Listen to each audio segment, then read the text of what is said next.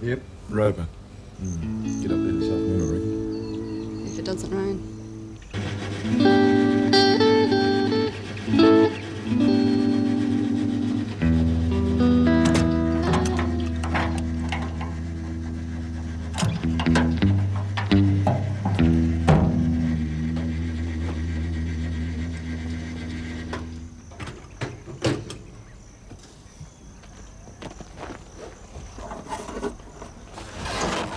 I guess the preparation for a trip is half the excitement. And in this case, it's doubly important because this trip, I'm about to go right up the Carpentaria coastline and cut across over to Katherine. Now, my job takes me all over Northern Australia and I see a lot of the country. But I reckon this trip, this part, has got to be one of the most exciting trips you can do in Australia.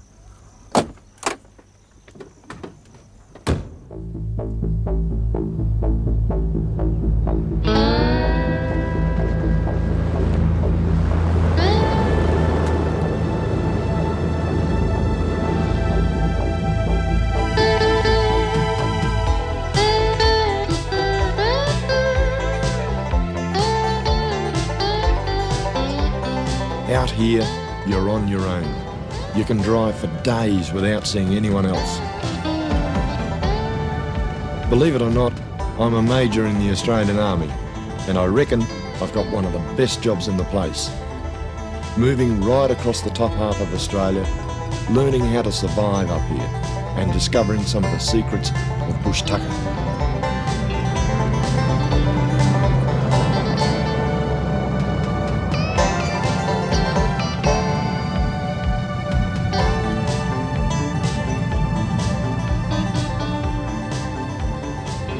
I guess I spend about 8 months a year chasing up Bushtucker all over Northern Australia. And the idea is, of course, that the Department of Defence, and particularly the Army, have got an interest in this sort of thing. Because if ever we have soldiers out in the paddock, they may need to know it. I get the information by visiting Aboriginal people and Aboriginal communities. And they feed back that local information that I don't have. And in this sort of country, you need all the help you can get.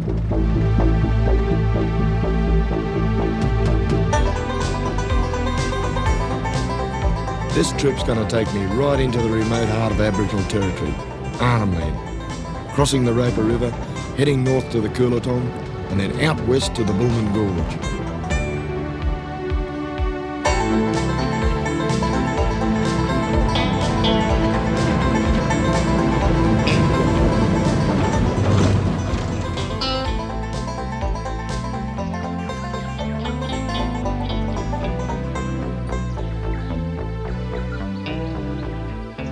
It's a real relief to arrive at the Roper River, a great place at the end of a long, dusty drive across from the Gulf.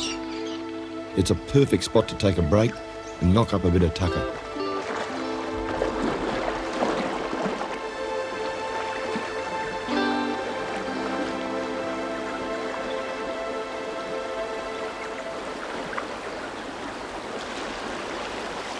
What I'm looking for here are the little freshwater mussels. You always find them tucked away underneath these reeds in running water like this. Having said that, you probably won't be able to find one. Yeah, there we go. There's one there. Oop, two. There you go. You can cook them up and boil them up and eat them. When you're poking around waterways like this, you've just got to be careful of crocodiles because they come sneaking up on you. I reckon the best trick is to get what you want and then clear out.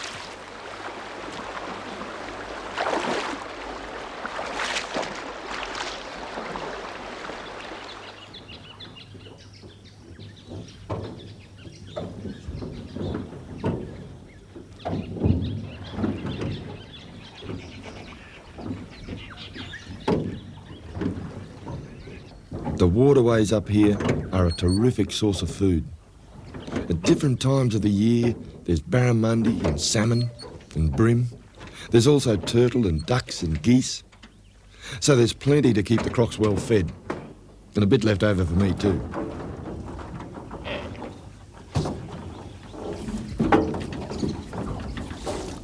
Put this pot in here a couple of hours ago. And what I'm looking for is a thing called K-Racks. And there they are. 1, 2, 3, 4 of them. They're a little freshwater prawn or shrimp. Not bad tucker either. You can get them all through these waterways right the way around Arnhem land. In fact, they're all over Northern Australia when you look at it. Those little fellas, you can boil them up. They're not real little either. You can boil them up. They make a good feed for breakfast. Just put that back in there. All you got to do is bait it up with a dirty old bit of fish or something like that. And they crawl around the bottom, come into the net, and you got them. Just like a prawn, aren't they?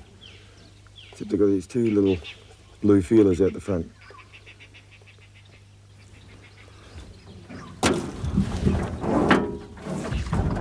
Check the other pots.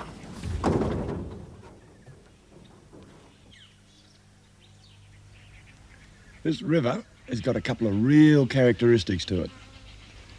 Firstly, it's the southern border of Arnhem land. And secondly, it provides a top feed. Tremendous stuff. Really great. Most Australians don't get across the other side. They can't get into Arnhem land. It's a very remote and very special part of Australia. To get in there, you've got to have one of these permits. Like that. Once I cross over there, I'm leaving my civilization behind.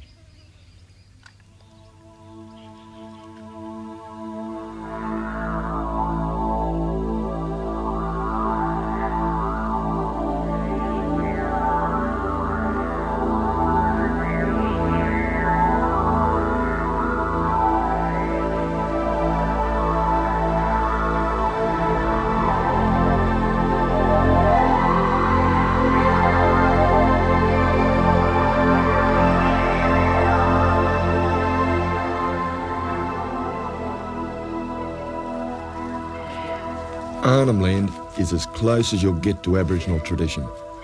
As recently as 50 years ago, these people lived entirely off this land. They had a balanced diet of hundreds of fruits, nuts and vegetables, as well as meat and fish. They don't rely on Bushtucker anymore, but their botanical knowledge is still very detailed.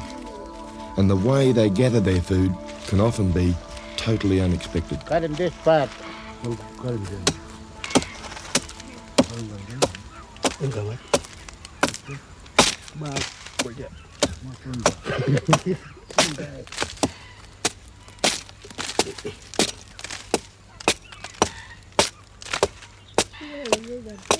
What's that?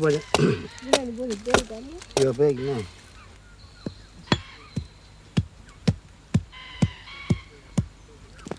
Hanging off that lot too, eh?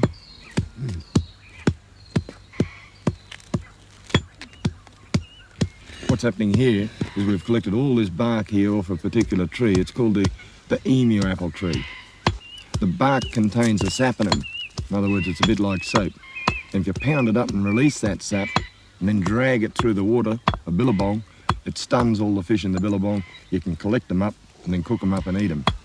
They call it a fish poison, but it's not really a poison because what it does is pollute the water, cuts down the oxygen content within the water, and the fish, because they can't breathe anymore, become unconscious and float belly up on the surface.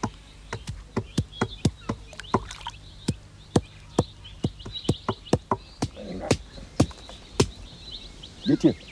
Is it? No. Rubbish. Rubbish. Getting bushtucker is never easy. It's hard and dedicated work. But it's also efficient, and it's got to be. It's one of the first things I learnt from Aboriginals. When you're trying to survive, it's critical to use your time and your energy in the most effective way. I could muck around all day here with a hook and a line and go home hungry. This way, you can be sure of a decent feed. Once the bark's been pounded up, the best part of the job is spreading it round the waterhole. So in the midday heat, you can cool off for half an hour or so and just wait for the results.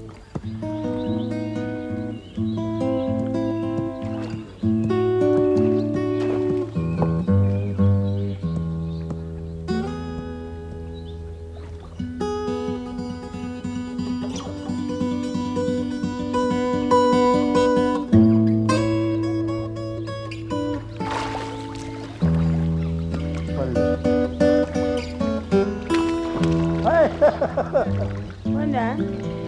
Woo!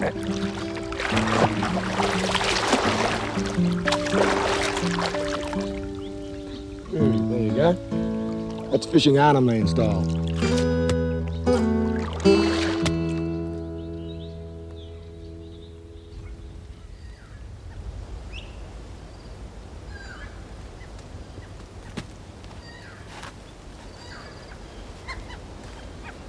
Aboriginal people have taught me a lot. They've been pretty generous with their knowledge, and I'm grateful for that. Because I can now see the bush and its full potential in a very different way. There are so many little things that can add up to survival.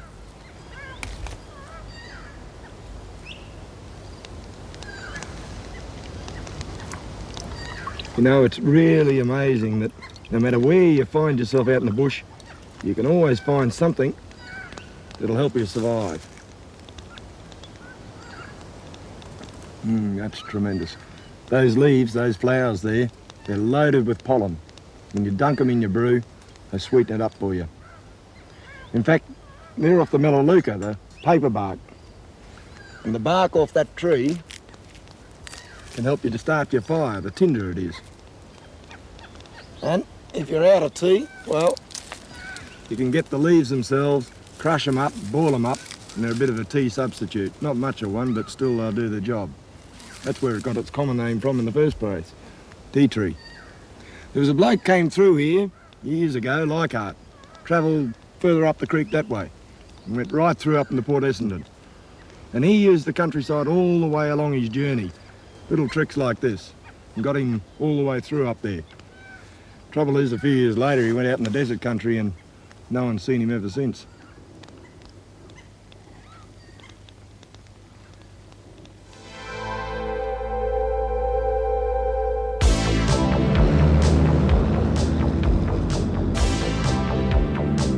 Even today, for most Australians, this can still seem like a hostile place. From here on, I'm on my own on this trip, and travelling through this country is a challenge at the best of times. Dirt roads turn into tracks, and many of them don't appear on the maps. So one false turn can land you in trouble. You certainly wouldn't want to break down out here.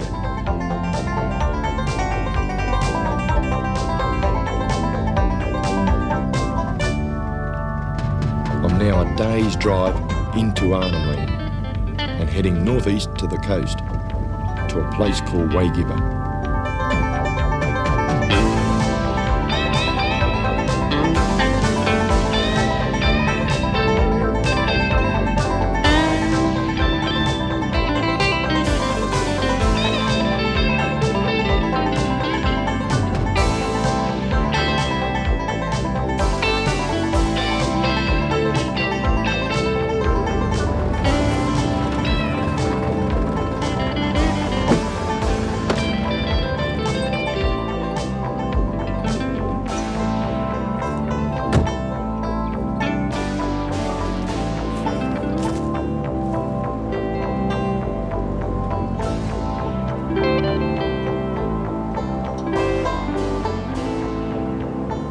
If you do find yourself in trouble out here, there are three things you've got to start looking for: food, water and shelter. And Aboriginal people have always known that the most important was fresh water.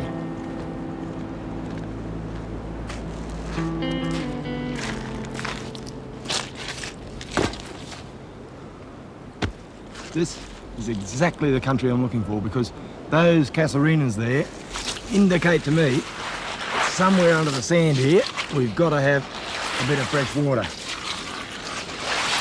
Back there behind the sand dunes there's a big water table which comes seeping down underground, emptying itself out into the ocean.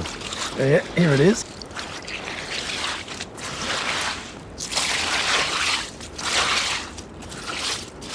And if my hunch is right, this should be fresh water.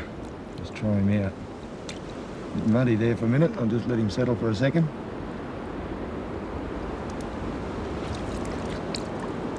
Yep, that's it. You get gallons and gallons of it coming down here. This whole beachfront area here has got this stuff pouring out into the ocean here.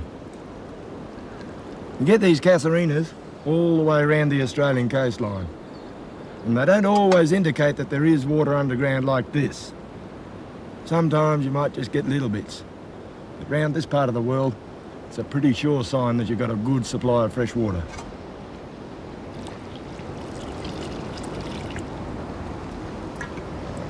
That'll be enough to keep me going for a bit.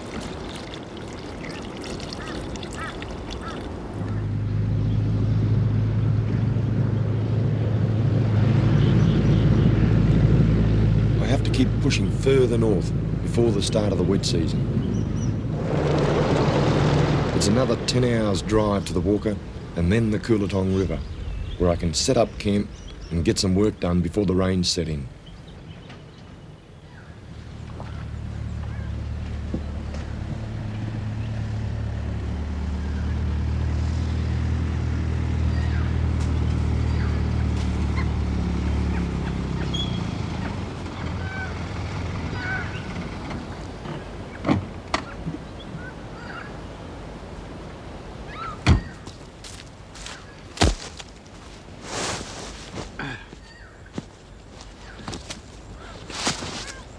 Of course, when you do an overnight camp, it's nice to do it near a bit of water like that. Can't always do it, but when you can get yourself a bit of water, you grab it. I keep my camps pretty simple. Just a swag, which is nothing more than a bit of canvas and a couple of sheets and a couple of blankets. Maybe a chair, one of these things here, which are commonly referred to in the army as chairs millionaire, because when you sit down in them you feel like a bit of a millionaire at the end of a hard day. And the only other bit of luxury I've got is a mosquito net. And I'll tell you what, in some places up here you need it. Of course, it's not always the mosquitoes that are the main problem around the area. Around this part of the world as well, we've also got buffalo. And if they come tromping through your camp in the middle of the night, they can give you a bit of a nasty surprise. There we go. When you set up your camp, you should always make sure there's no ants around the place too. Because that can be a bit of a problem in the middle of the night, particularly if it's raining, because they tend to come around and crawl on top of your bed and roost up with you for the night. I think I'll put my fire over there, out of the wind a bit, so the smoke doesn't blow through my camp.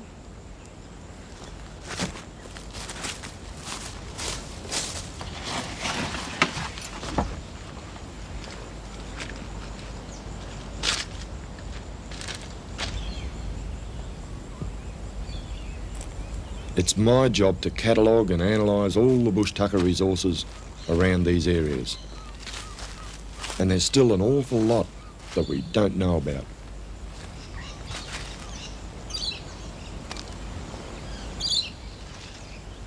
Of the countless Australian bush foods, only one, the macadamia nut, has been produced commercially. Our diet today basically comes from the plants and animals that have been brought into the country. then bred and cultivated up to finally produce the food you find in the supermarket. Meanwhile, we've been ignoring some pretty fascinating things out here, right under our noses. When we've analysed bush foods, we've often found that they're richer in vitamins, trace elements and proteins than the food we're eating at home. For example, the billigate plum, which is found up here during the winter months, is the richest known source of vitamin C in the world.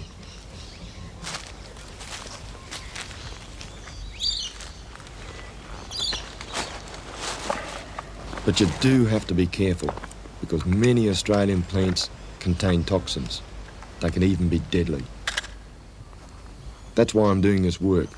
In the future, army maps of these areas will include photographs and information about local bushtucker. So anyone who's caught in this country should have a better chance of survival.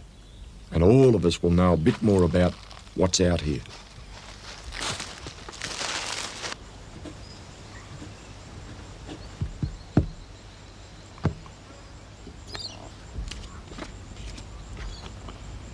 Just send one of these into the laboratory and get a nutritional analysis done of him. It's really very amazing when you walk around the scrub country, the bush like this, just what a range of bushtucker you can find. In about an hour I picked this lot up here. And within this area here, we've got a whole variety. We've got these little figs here that you can eat, as well as these cocky apples. They're called cocky apples because the cockatoos love eating them. We've also got these little hibiscus flowers, which you can peel the petals off and eat. Send that off too, but don't eat it. As well as that, we've got a thing here that's really related to a mango. It's called Buchanania obovata. And these little fruit are popping out now because the wet season's about to break. And they're about to turn brown and then black, and they're superb. They're absolutely sweet and nourishing. And this fella here, this is a little vine that scrambles and climbs all over the countryside with these little tendrils here. And you cut off the terminal bud and boil him up just like a spinach. So there is food here and you can survive, but you've got to know what you're doing.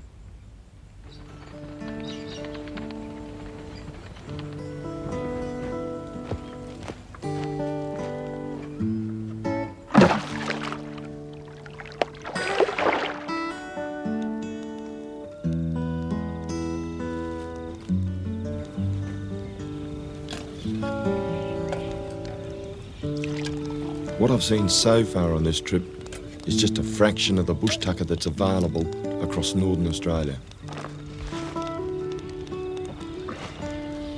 As the seasons change, they bring with them a whole new variety of foods. And it's the same with each new bit of country.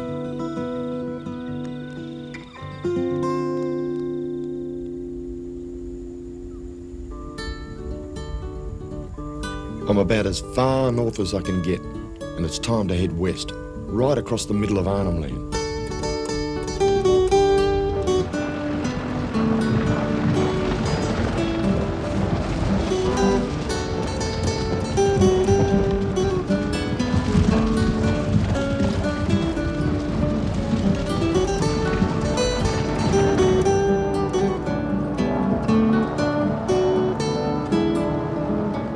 Most Australians will never get to this part of the world, let alone have to worry about surviving out here.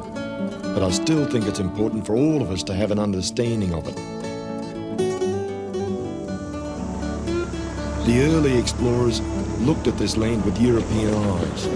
They looked for things that they were familiar with, things that weren't here.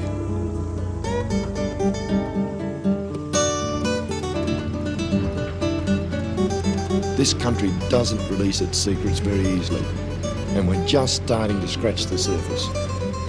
And one of the great things about it is that it keeps on throwing up surprises at you.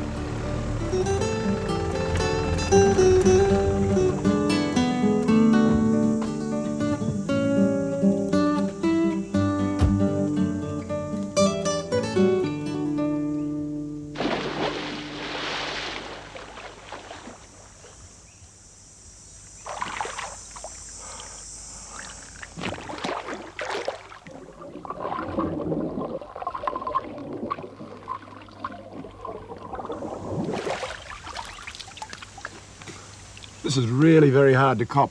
This is a place called Emu Springs, and it's right in the centre of Arnhem Land, and from here on, I'm on my way out. It's a superb little oasis, quite contrasting to the rest of the countryside. Right here, it's safe from crocodiles, but downstream a bit, the crocodiles do live down there. In the middle of the day, I can't find a better spot to spend half an hour.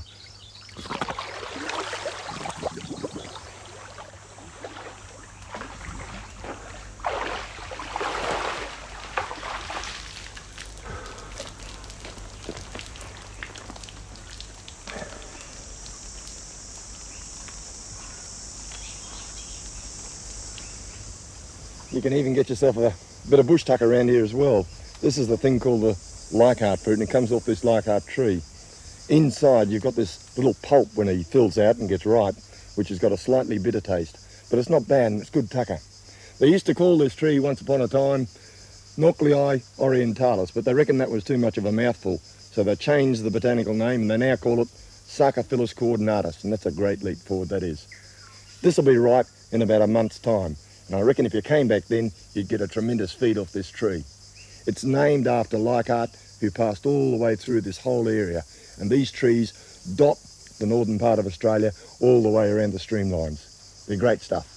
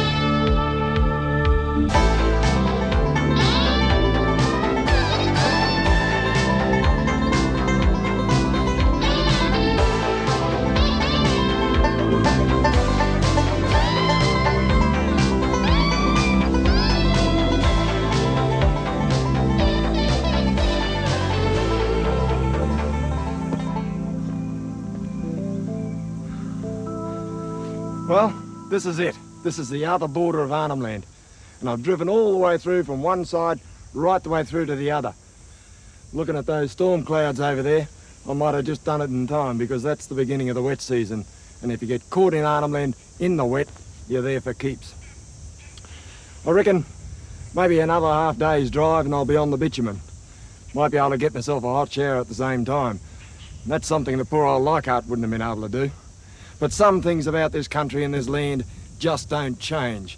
And the wilderness and the beauty and the attraction of the whole place remain exactly the same. And I reckon that's terrific.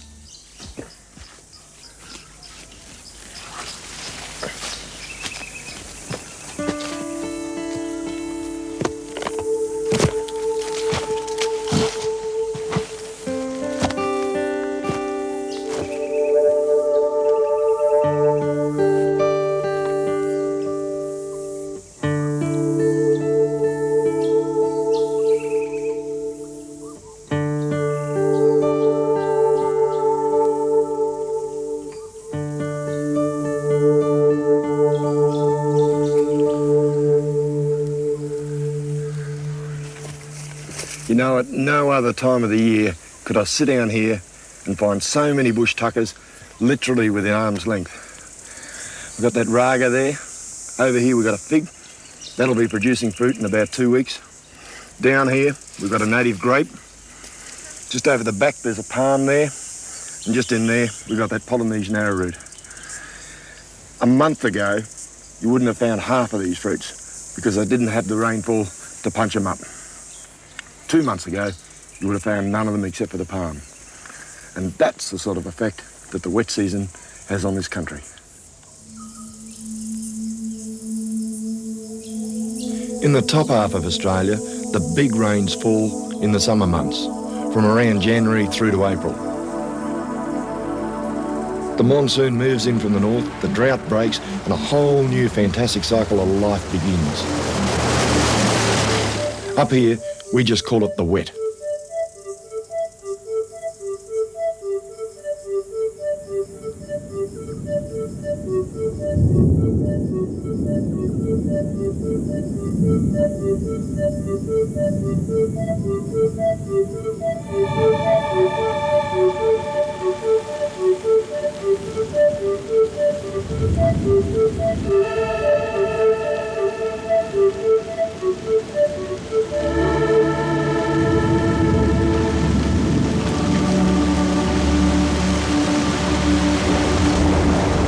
This afternoon rain is typical of the wet season. All this water, all the vegetation, all the bird life, the animal life, everything comes to life at this time of year, even though it's a little bit uncomfortable to get around. Talking about comfort, you've got to find yourself a good base camp at this time, and I know exactly where there is one. This is tremendous. It's a great time of the year for me. This is when my job gets a bit easier.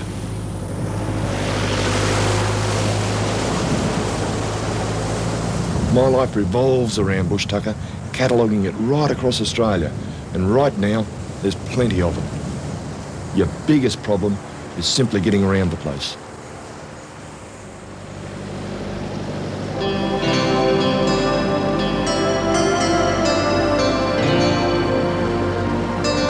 During the wet season, rivers can flood within hours.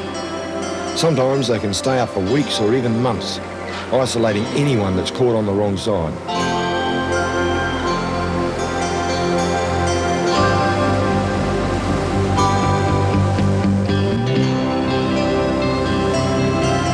If you do have to get around by vehicle, it's four-wheel drive country only, and you still have to be very careful. One mistake, one slip, and you're faced with an hour or more of digging and winching your way out.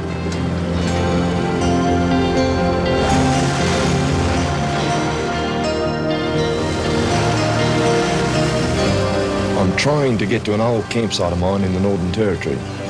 It's southwest of Darwin, in Aboriginal country, between the Darley River and Port Keats, or Waddy as it's now called. When Aboriginals travel through this country, they have an uncanny eye for its potential. While we're looking at the scenery, they're thinking survival. Grasses aren't something that just get in the way. All grass seeds can be eaten, some can even be used as medicines. As you'll see, it's simply a matter of using what's around rather than fighting against it.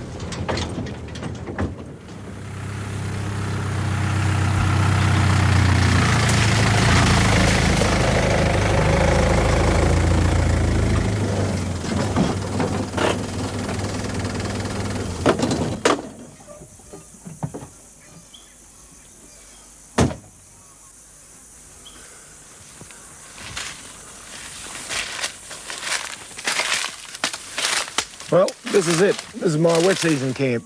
I built it 2 years ago, I think, for that exact reason, to escape the wet. It's looking a bit crooked now. Needs a bit of work on it. Got an old tree falling down, a bit of long grass here, but a little bit of effort and come right up again. Pretty flash cam, in fact. Over here I've even got a shower point.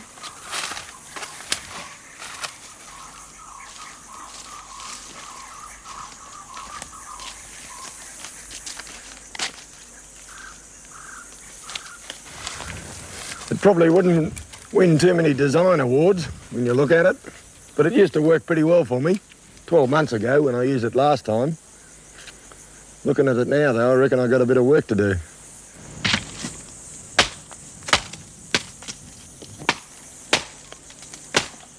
The bush provides a lot of the building materials you need for a camp like this. And in these conditions, it regenerates pretty quickly. Out here, you do have to be careful though. Even small cuts can turn into tropical ulcers. And the hospitals are few and far between. But if you're prepared to do without a few of the home comforts, then the isolation can be very appealing.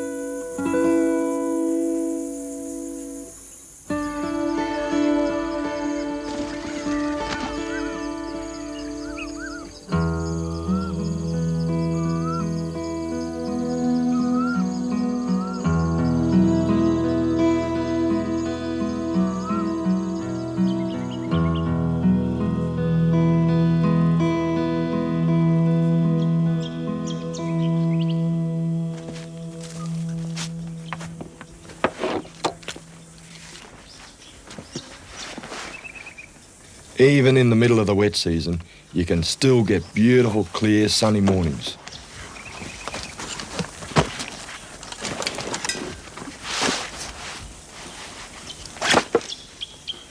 But whatever the conditions, the best way to do my work is on foot.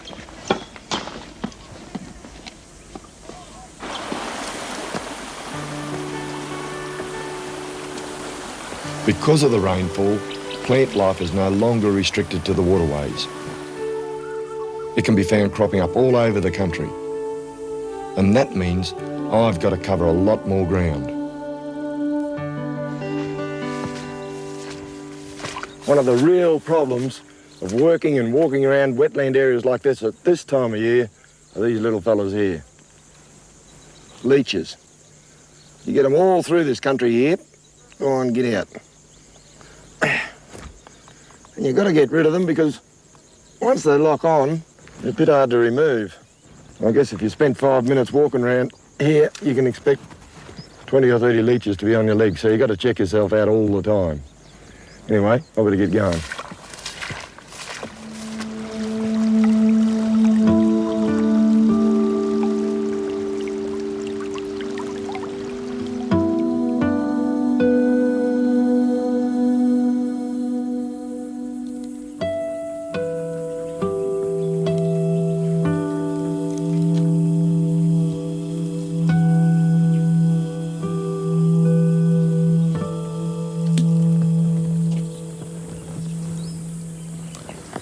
Just dump that in there for a bit, because I reckon I stand a real good chance of catching a feed.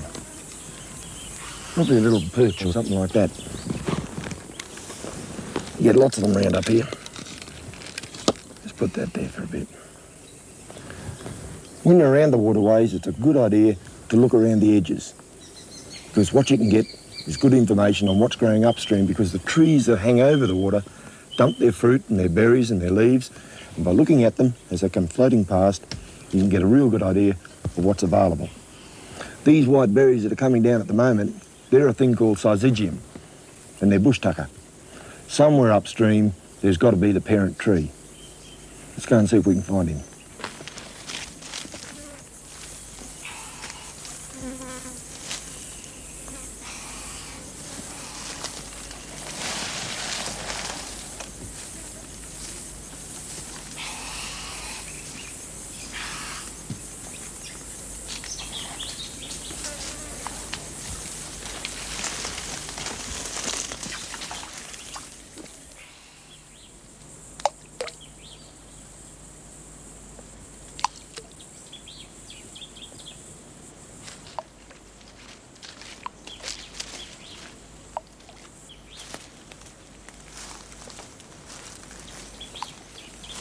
This is the tree. Syzygium. It had to be here. It had to be beside the water. Otherwise, we wouldn't be finding the fruit downstream. Here they are. All over the ground. These little white fellas. You can eat them. Quite edible. Nice tang to them. Fish eat them as well. In fact, I'll tell you a bit of a secret. This is what I use for bait on that line I put in the water down the way there. But I've got a better use for them than that. I'll collect a few up and take them back.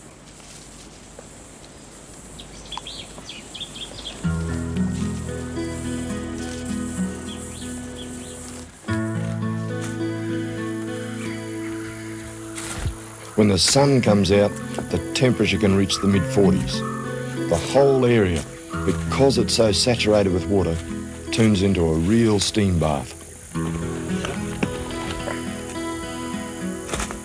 Even just walking can sap your energy. The sweat pours off you.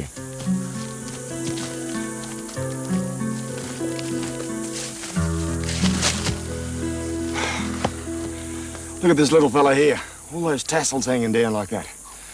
This belongs to one of the groups which has got a common name called Polynesian arrowroot. And underneath the ground here, you can get a bulb that you can cook up.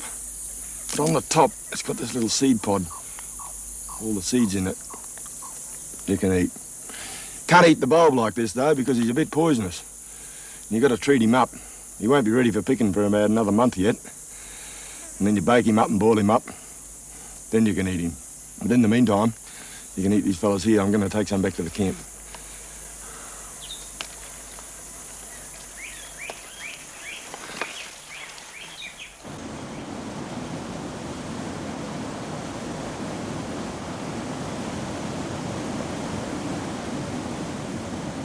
With all this water around the place, it's surprising that a lack of it could be a problem.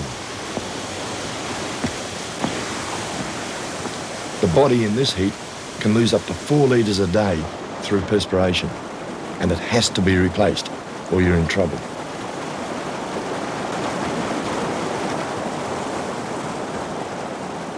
The best water to drink is the fresh, clear stuff that at this time of the year literally falls from the sky.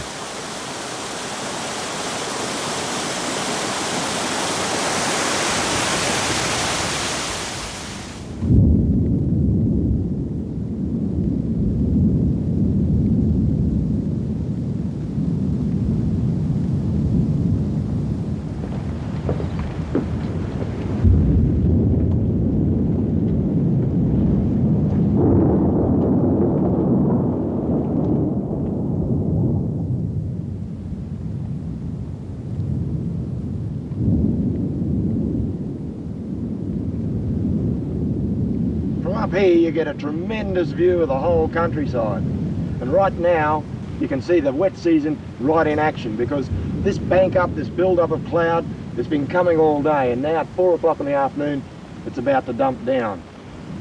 What happens is that the cloud formations and the storms and the rain build up in columns. So over there we'll have a dumping of rain, and maybe another one over there and one over there. I think any second we're about to have one here too. And that's what it's like late in the afternoon. But it's great because it's a relief to the whole day. Throughout the day, the mugginess and the heat and the stickiness gets a bit unbearable. But afternoon, this is what happens. And it makes the whole thing worthwhile. Tremendous stuff.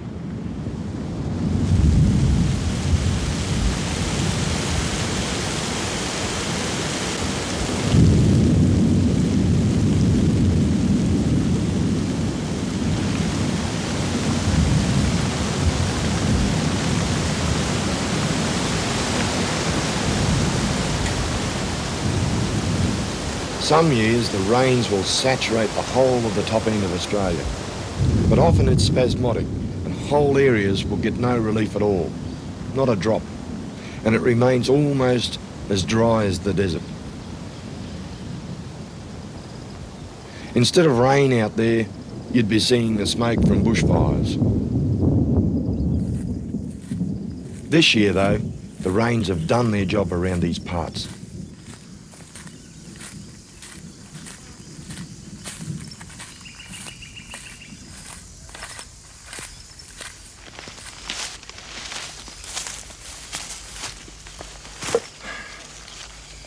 This is an example of one of those bush tuckers that have got a couple of uses.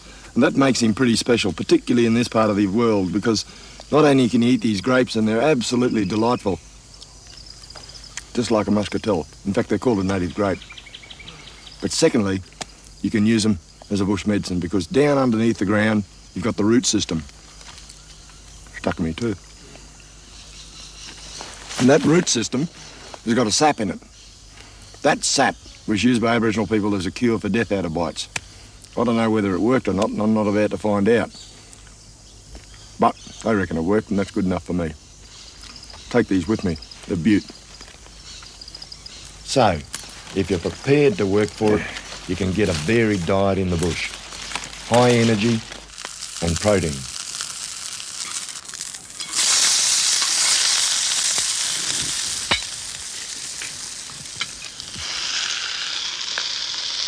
Turns out I didn't get a perch in the end. Ended up with a little bream. That's all right.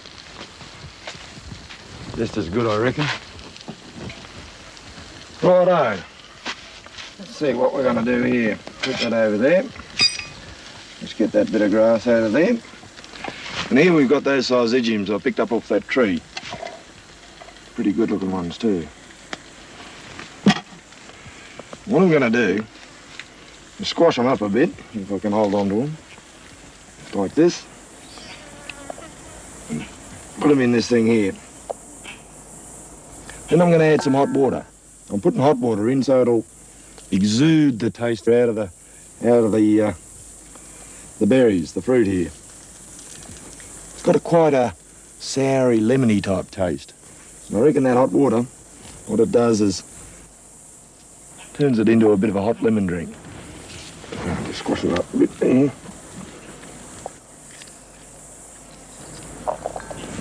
Pour him in. There we go. I can even smell it up here. It's drifting right up. I'll put that mug down there.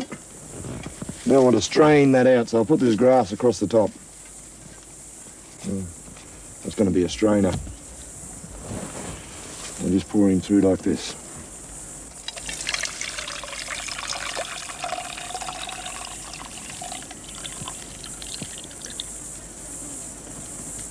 There we go.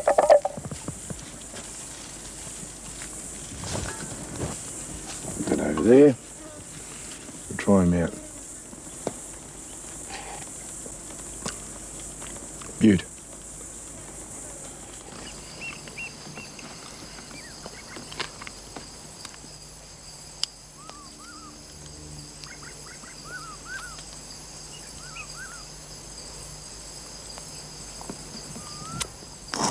That's not too bad, but you wouldn't want to be chasing up bushtucker out in the bush all the time. Takes you all day to find it. See, the problem is that only some of the tuckers are in season some of the time. And even when you find them on a bush, there's only one or two berries or maybe half a dozen. So you'd spend all your day chasing them up. I've got a job to do as well, so I eat ordinary food. But I supplement it with a bit of bushtucker, maybe a bit of fish here, maybe a bit of barramundi or a mud crab or whatever, and sometimes these berries. You got to get to the berries pretty quick though.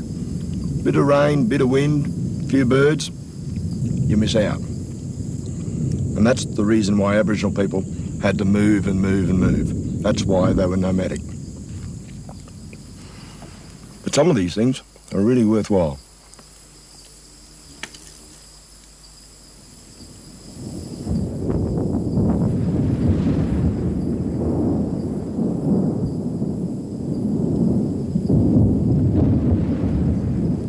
Tomorrow, I'm off down the coast. And by the look of that lightning there, I reckon I'm in for a pretty wet time of it. But right now, I'm going to sit back and watch the show.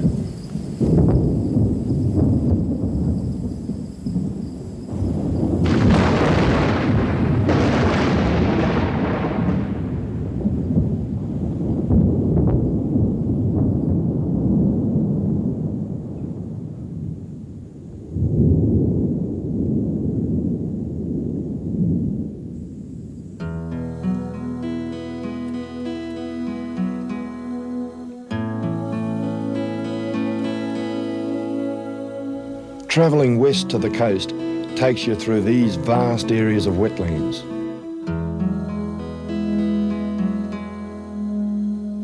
During the dry season, all the grasses wither and die. The only movement that you'd get then would be the small whirlwinds of dust, the willy-willies. But now it's home to all sorts of species of wildlife, from crocodiles and buffalo all the way through to countless flocks of beautiful magpie geese. The birds and their eggs are a favourite bushtucker with local Aboriginals. Their ancestors used to climb trees and knock the birds out of the sky with throwing sticks as they flew low overhead.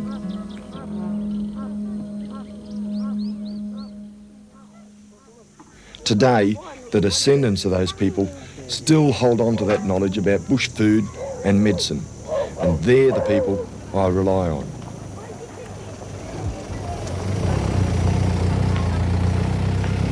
Here on the coast, at Waddi community, the person I come to see is Johnny Chula.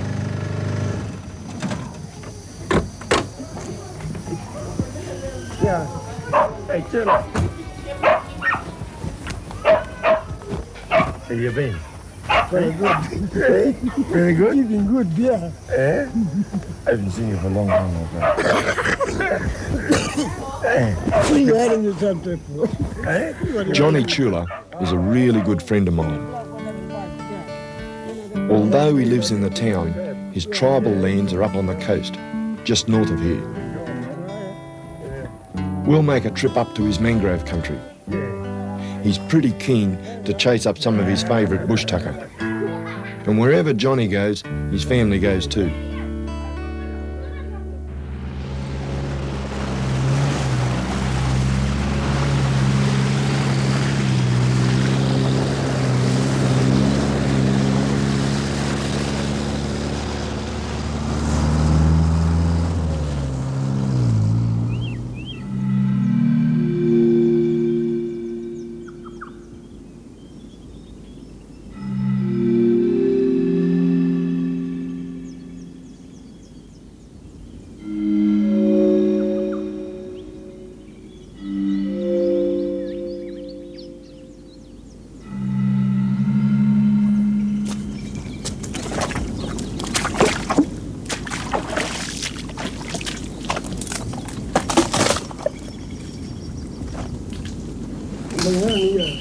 The mangroves are Johnny Chula's favourite place. But the mosquitoes and the mud and the rotting wood are enough to put you right off your tucker. Still, I've got to admit, there's plenty of it in here. Come on now, young fella. Come on. Oh, you bite me, you. You can't bite me, boy. Too late.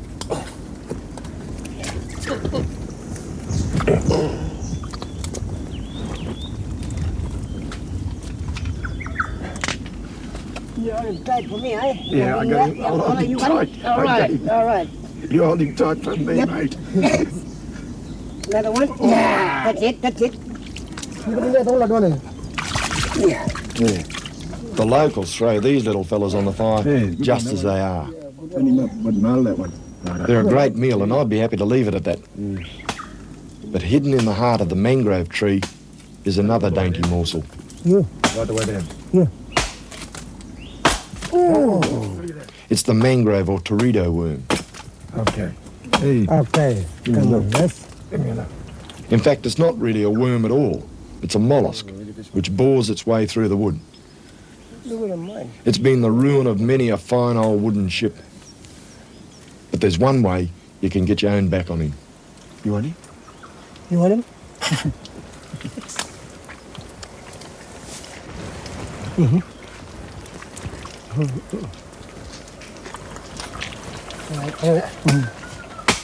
Right, you are.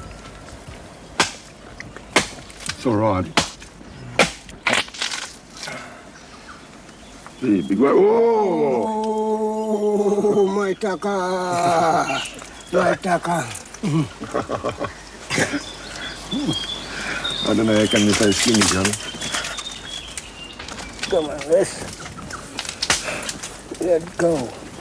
A bush tucker trip with Johnny Chula may not be everyone's idea of a bush picnic.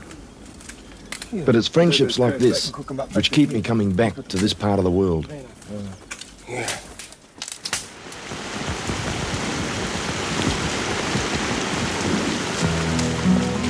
The knowledge that I've been lucky enough to pick up from people like Johnny makes me confident that you could survive and even enjoy the conditions out here for quite a long time.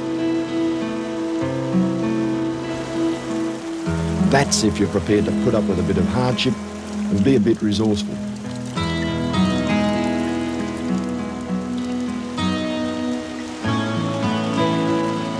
If you want to stay perfectly clean and dry and comfortable, then you're better off staying at home. But I reckon that despite all of this, the rewards are tremendous.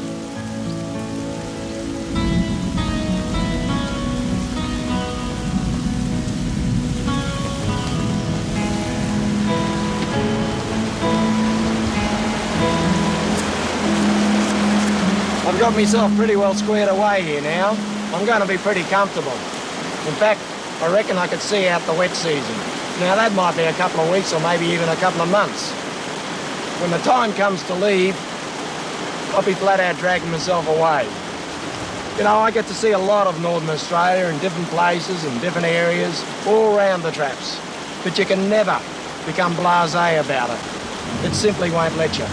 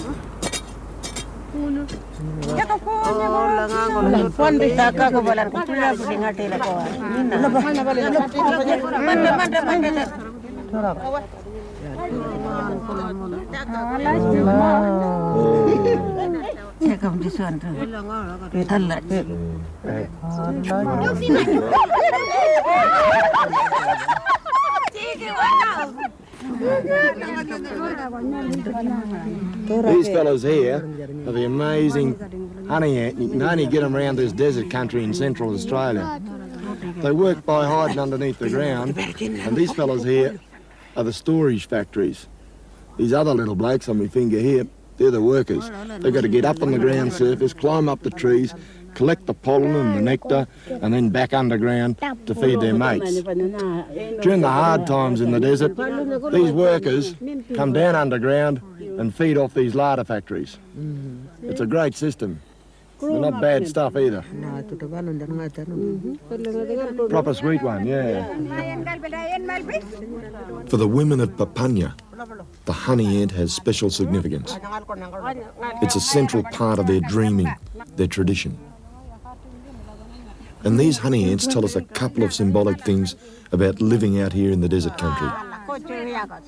Firstly, they're an excellent example of survival. Like the traditional desert people themselves, they're very well adapted to survive the countless droughts. They also tell us that out here in the desert, you can get good tucker.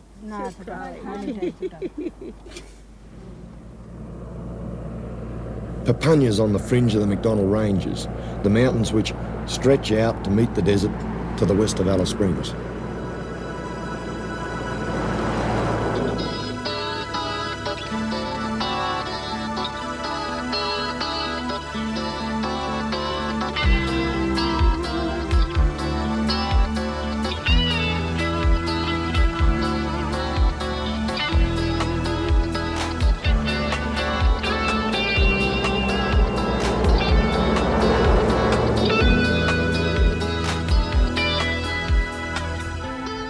The arid zone, the desert country, covers almost half of the Australian continent. Some of the most sparsely populated country on Earth. 50 years ago, nomadic Aboriginals lived off this land. It's sometimes hard to imagine that anyone could have lived out here at all.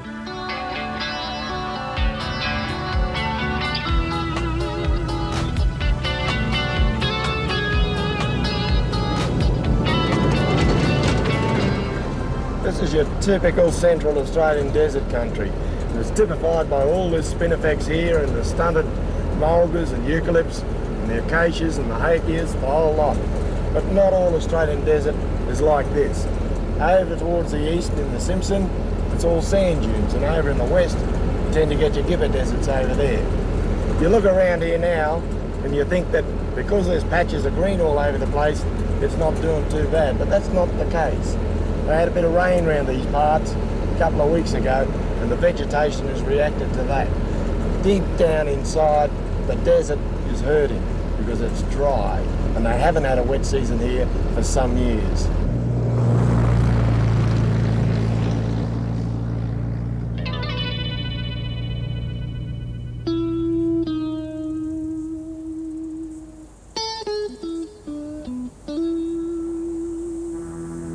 Without traditional skills, an outsider would be very lucky to survive out here for more than a few days.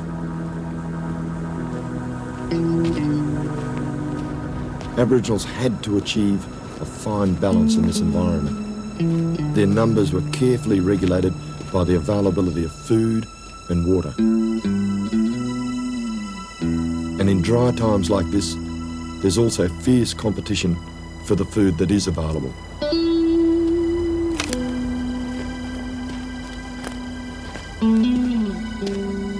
You learn pretty quickly that the early bird catches the worm.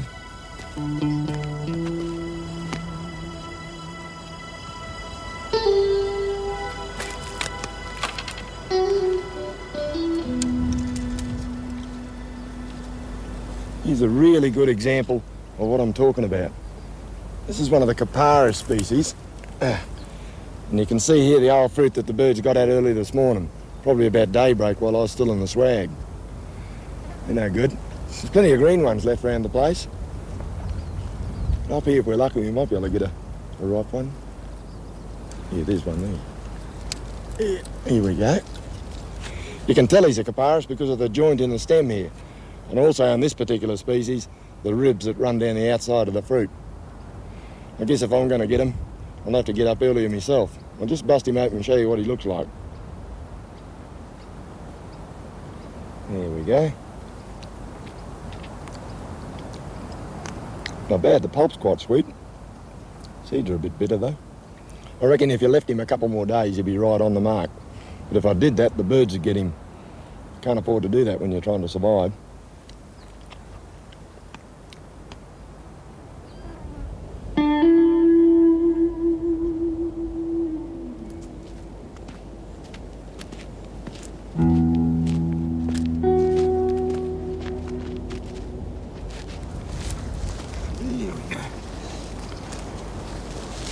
There we go, that's a little blue-tongued lizard. In traditional times, fellas like this and goannas and lizards all through the desert country here were used pretty thoroughly for bushtucker. This little bloke, he's pretty harmless, he's just out having a bit of a sunbake. We just let him go. Here we go.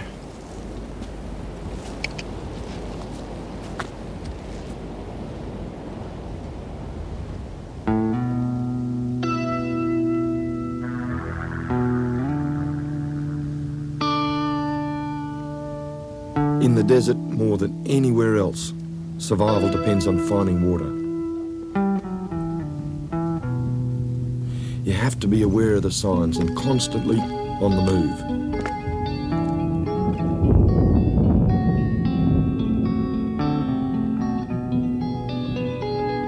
It doesn't rain too often out here, so when you see it, that's where you head for, because the rain brings not only the water, but also food.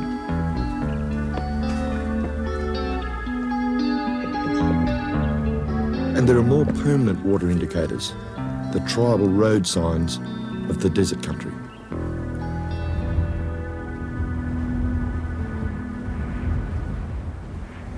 This is an engraving, it's not a painting, and what it depicts, it's the Aboriginal logo or sign for waterhole. Sometimes you get it with one circle or a number of circles, but it's very common right throughout the desert country.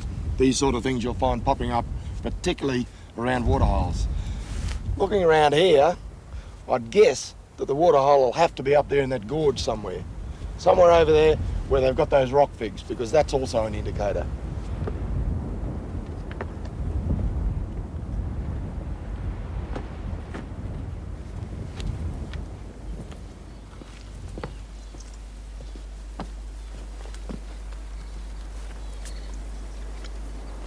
There you go. That's the little rock fig. You always find him growing around rocky outcrops and escarpments just like this. And quite often, he's near a waterhole. Yeah, the waterhole down there about 50 feet below me. If we could trace the root system down, we'd follow it going right down through the cracks and the crevices, eventually ending up on ground level down there, sucking up the water. These little fruit here are edible. The birds down there, those little finches flying around the water, eat them all the time. But they're pretty dry, and because of that fact, the birds require that water all the time throughout the day. Aboriginal people had a little trick for those finches. They'd break off a leaf like that, or a few of them, and because the fig has got a very white latex type sap, they'd spread it along the branch. And when the little finches came up and landed on the branch, they get stuck to it, couldn't fly away. So the Aboriginals were able to have a feed of finch as well. These things are so dry, I've got to get myself a drink quick smart.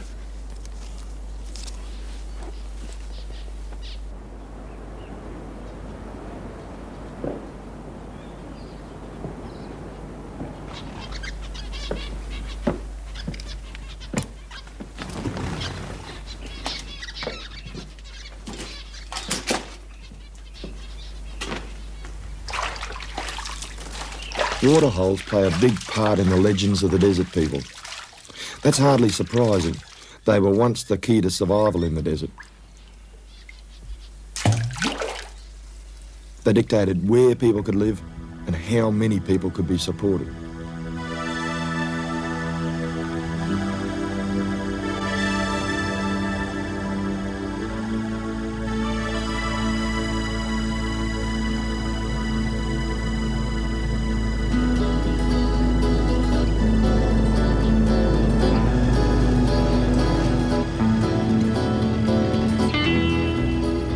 Today, one of the largest Aboriginal communities out here is at a place called Yuendamu, home for many of the Warlpiri people. The supply of water is no longer so critical. Water for these communities comes from bores sunk deep into the earth. But the tribal elders still attach a deep significance to the location of waterholes in their surrounding country.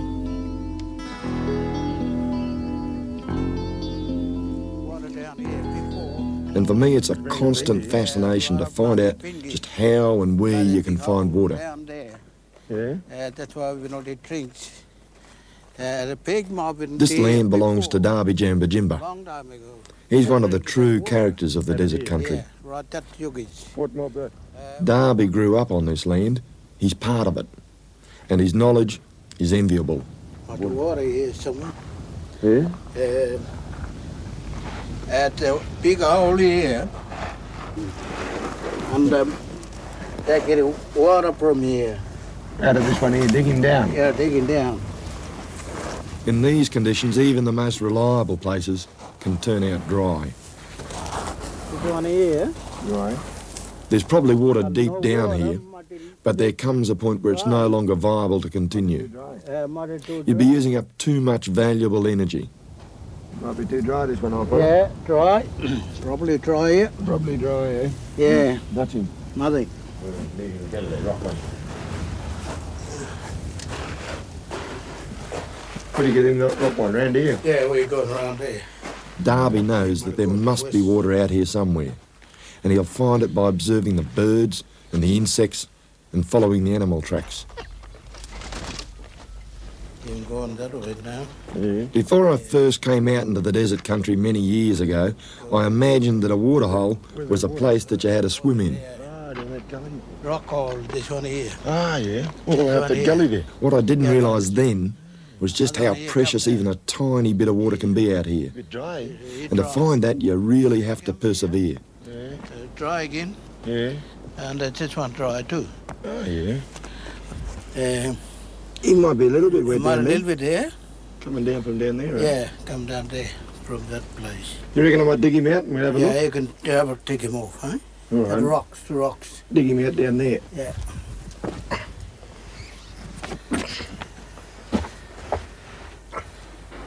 Yeah, a little bit in here. Oh, a little bit there. Yeah. Uh-huh. Yeah. Yeah, Down here. yeah, Been there? yeah. I seen him.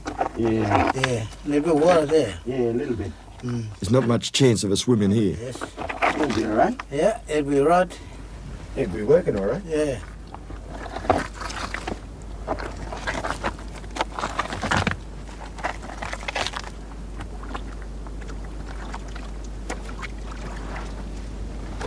There you go. I tell you what, it took a bit of finding because we started right over there in the hills, worked our way around here, and finally found it here. Even though you can look in a little catchment area like this and it looks dry, sometimes if you dig down, you can get the water. This stuff down here is pretty dirty. I wouldn't drink it the way it is there now. If I wanted to drink it, I'd have to filter it. And the way to do that is to get something like a shirt sleeve or a trouser leg, tie a knot in the bottom, fill it up with sand and a bit of charcoal, pour the dirty water in the top, and then collect it out the bottom when it's all been filtered. I don't have to drink this water, but it's good to know how to find it.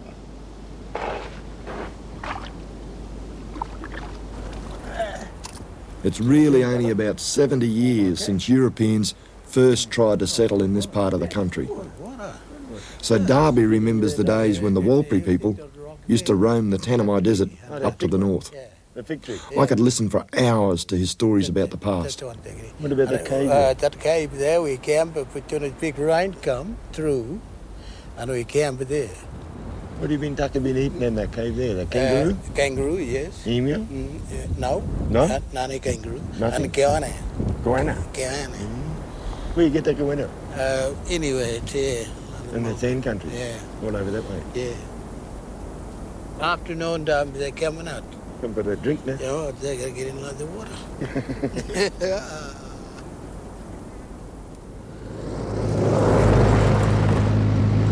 Heading back to the east from Darby's country, you strike some mountains known as Hart's Range. Behind this range, down to the south, are the sandhills of the Simpson Desert.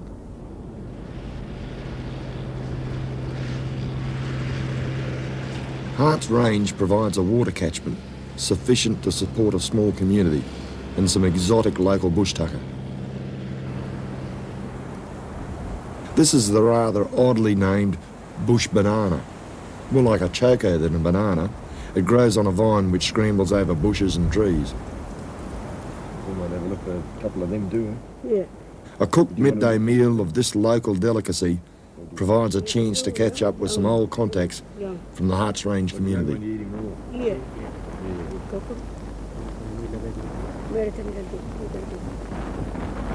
I might tell you that you can also eat these things raw. And before we do that, I'll just cut one open and show you something which is really amazing. A bit tough. Just cut him open like that, a casing. And look at this. Isn't that tremendous? What it is, are the seed pods here attached to all this sort of fluff. With a wind like this around, when the the whole fruit gets a bit old and a bit shriveled up, these things start to break away and get carried away with all the wind like that. But those seeds are edible, just like that. And they've got a taste of almost identical to peas, raw peas. They're beaut stuff. When you get rid of all the seed pod stuff inside, and I'll just dig it out a minute here. There we go. Look at that. You can also eat the case lining. Just cut him out. There's more in there. Crikey. Full of it. Yeah. Eat that case lining as well. But like most vegetables, you can eat them either raw or cooked up. This is young one, this is young. It's right. Good to eat. Like this. Yeah, just a little bit raw yet. A little bit raw yet? Yeah. There. That's coconut. That's a cooked one? Yeah. When they go pop like that? Yeah. Hey!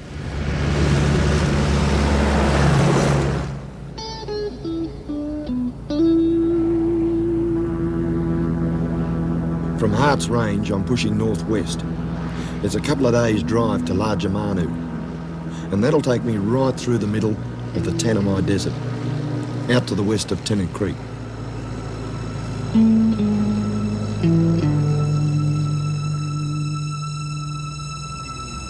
The Tanami is a vast spinifex and mulga desert, which occupies the very heart of the Northern Territory. It's Aboriginal land, but these days virtually no one lives out here. And that means you've really got to be on your guard, because if you get into trouble, you could find yourself caught out here for weeks.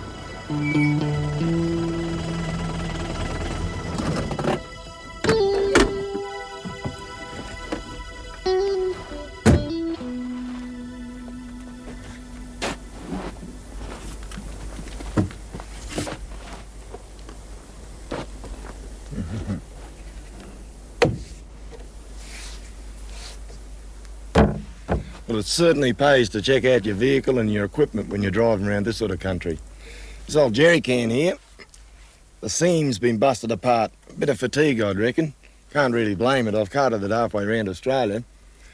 I suppose I could fix it up by getting a hot screwdriver or something and putting it on that plastic and sealing it back over.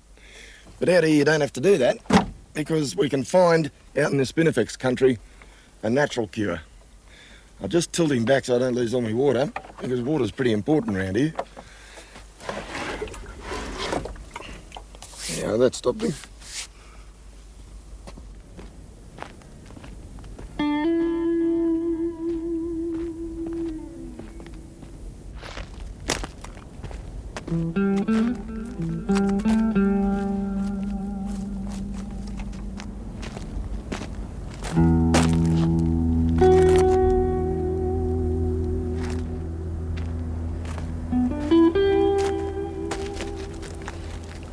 What I've got here is a bit of Spinifex resin. It's not really resin. The ants have gathered it together to make an ant's nest out of it.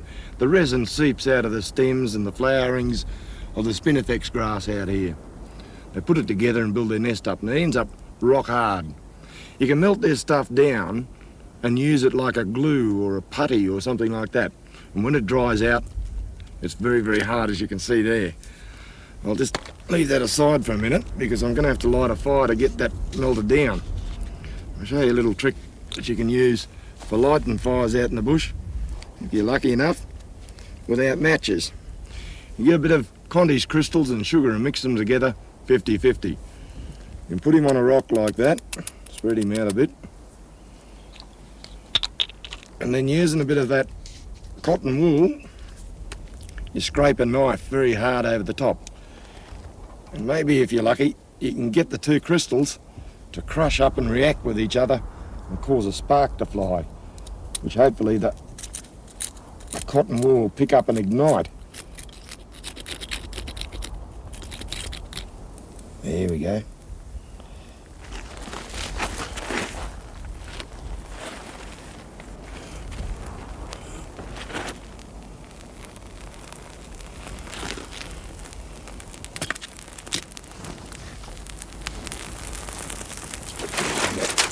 Right, so he goes.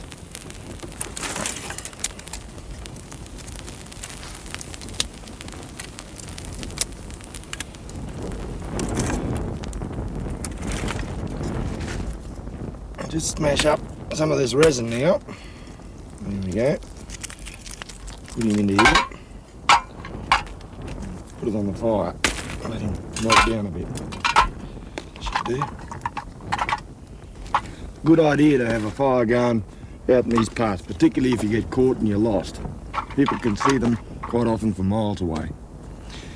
Another good thing to have is one of these things here. It's a signal mirror. They've got an aiming mark in them. They reflect the sunlight straight up into the sky. They're excellent.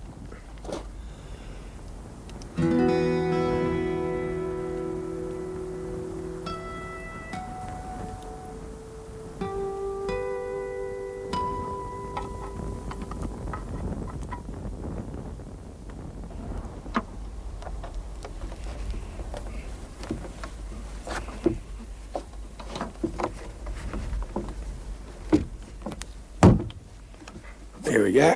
That should dry off nice and hard pretty quickly. But I reckon I know where I can get some water to top it up again too. Survival can often depend on a bit of ingenuity. And that can mean making the country work for you in unusual ways. This is the sort of thing I'm looking for. A eucalypt or gum tree. Give you a quick refresher on botany, because what happens is that the gums and all the vegetation around here, they suck up the moisture out of the soil, pump it up through capillary action through the trunk and then the branches, and then disperse it off into the atmosphere. Now, if you can capture that moisture before it goes into the atmosphere, you've got yourself water. Looking around here, you wouldn't reckon that there was any moisture at all in the soil. But the tree doing its work and the fact that it's here, alive and well, tells us there's got to be some there somewhere. So what I'm going to do is put this great big plastic bag over this branch here.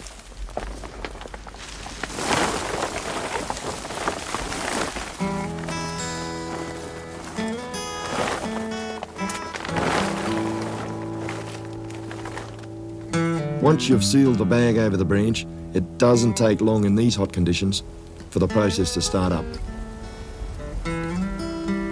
From here on, the bag and the sun do all the work for you. All you need to do is get out of the heat and save your energy.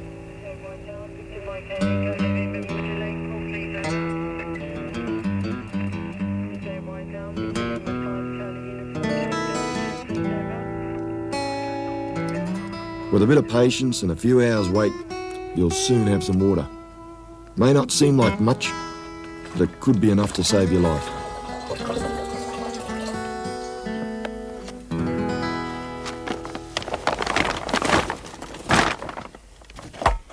Try this out and see if it works.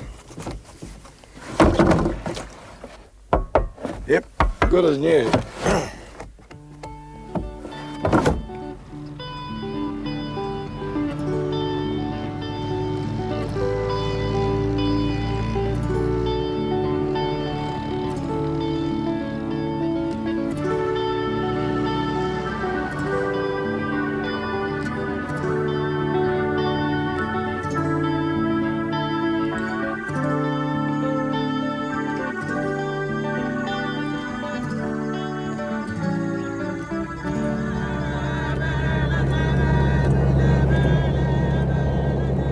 The community of Larger Manu is on the northern fringes of the Tanami Desert.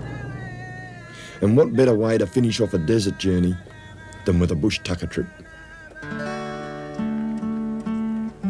In Aboriginal society, it's the women who do the great majority of the food gathering. The men are the hunters. So it's the women that I'm indebted to for most of my knowledge about Bushtucker. Today we're digging for that gourmet food of the desert, the witchetty grub.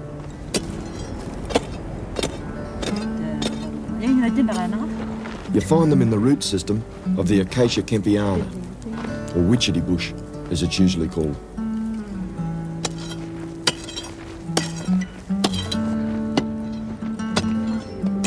These women are descendants of the nomadic people who once populated the desert.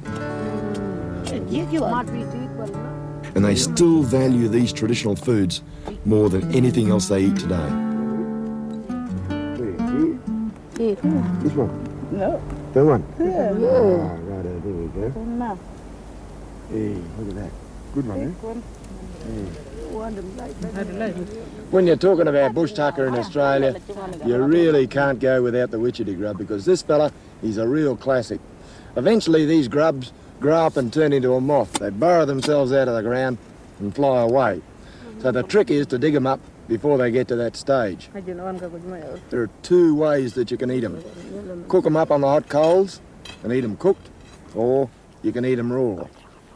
Tell you something, a few years ago, an old fella way down the south of here told me that there were still a couple of small Aboriginal groups walking around the desert country. And with bushtucker like this, I reckon I can't blame them. Eaten raw, the witchetty grubs are very rich. Proper raw, eh? And when they're cooked, they taste a bit like scrambled eggs.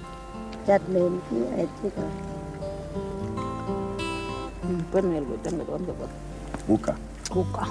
For the women of Larger Manu, a bushtucker trip is a continuing ritual which links them to their country and to their past. And for me, well, it's just great to be part of it.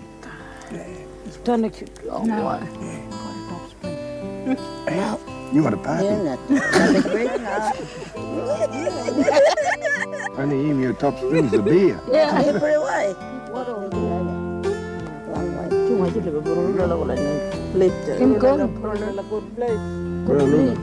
Yeah. Dancing. My mom. Yeah, my mom. How you been going, all right? For the dance?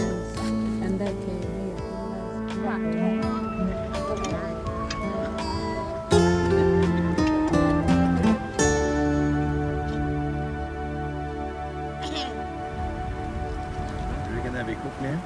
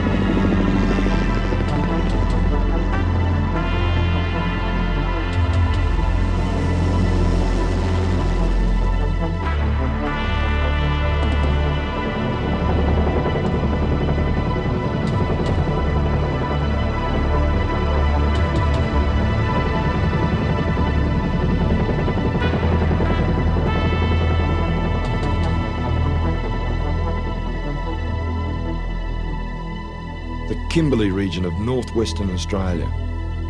It's a gigantic sandstone plateau, 6 times the size of Tasmania. Slicing right through the very heart of it all is the vast gorge of the Prince Regent River.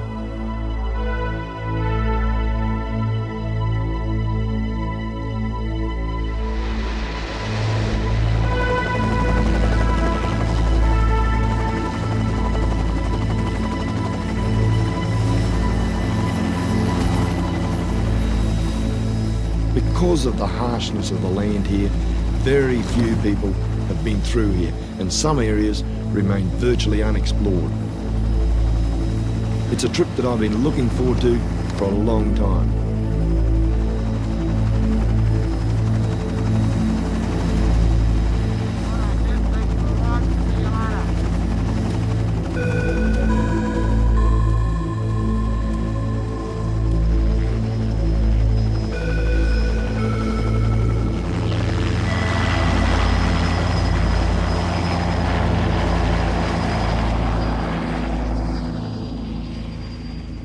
Unfortunately for me, the only way I'm going to find Bushtucker in the Kimberleys is by walking across the countryside.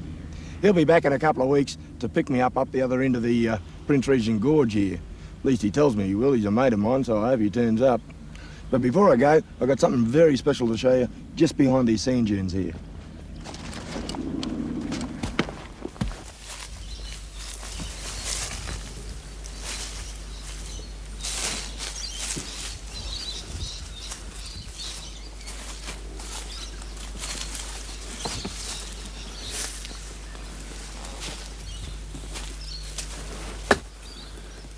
This is it. This is a boab tree. And I guess if anything's the symbol of the Kimberley country, it's got to be this fella here. They dump these nuts throughout the year all over the ground. And they're pretty interesting bits of kit too. Just have a listen. That's the nut inside rattling around.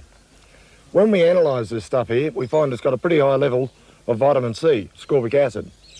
And then we found after 4 and 5 years, when we analysed nuts again that were that old, that it was still hanging around in pretty good quantities. So basically what you've got here is a food time capsule, and a pretty good one at that. This fella stands alone by itself. A bit grotesque and all the rest of it, but he also is pretty majestic, I reckon. I'll break this open and we'll have a look inside. There we go. Oh, it's a bit mouldy and mangy. That's what you've got. A little bit shriveled up, this fella, at the moment. You split him in half, and you can eat this white pith here.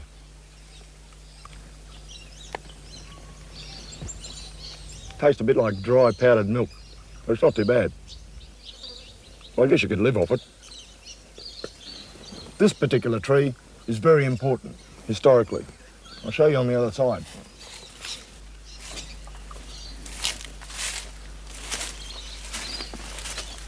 How about that? HMC Mermaid, 1820. That's 168 years ago.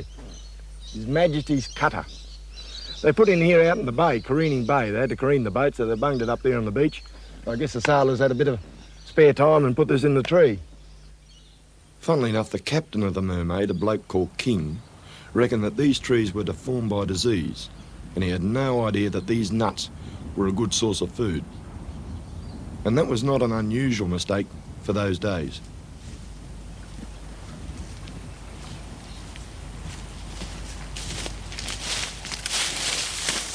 Hey, look at that. This is a little bit of Bushtucker that's got its own bit of history here in Australia. Back in the days when the sailors back there on that boab tree carved their name on the Mermaid there, this fella wouldn't have been growing here because he was only introduced from Argentina around about 1880. He's a bush passion fruit, passiflora. You pick him off like that when he's ripe and he's nice and gold like that. Split him open, and all those seeds there, you can eat them raw. Just like passion fruit. Good stuff. Birds like them, and that's why they're scattered all over northern Australia these days. They're very, very common, all over the place.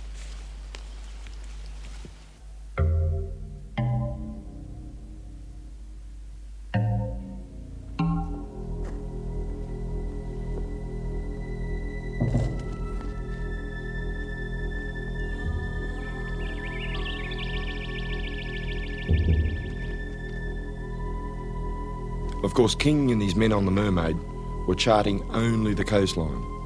The interior remained unknown until an explorer called George Gray came up this way, and he landed an expedition right here in this gully. He was attempting to travel overland from here, in the Kimberley, all the way down to the Swan River, where Perth now stands. With him, he had sheep and ponies and dogs and all sorts of stores. Like most of the white fellas who came up here, they had no idea how to live off this land. They drove their stock over these barren-looking rocks, and yet there was a bit of a feed right beneath their feet.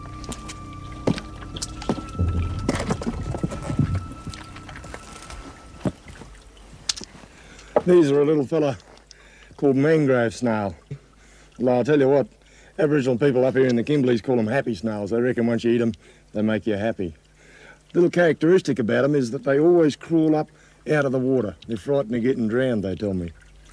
You can boil them up and make a bit of an entree out of them. They're not bad either.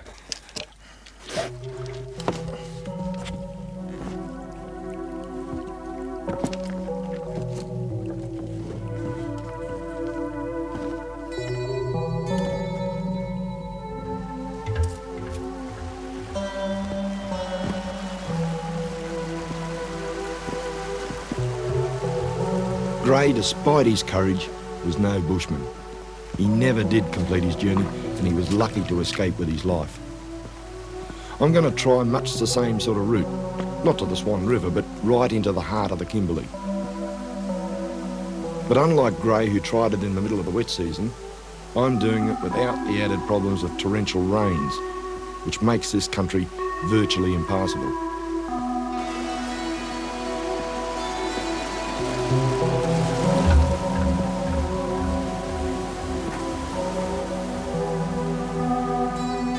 But even after all these years, there's still only one way to get up into the high country.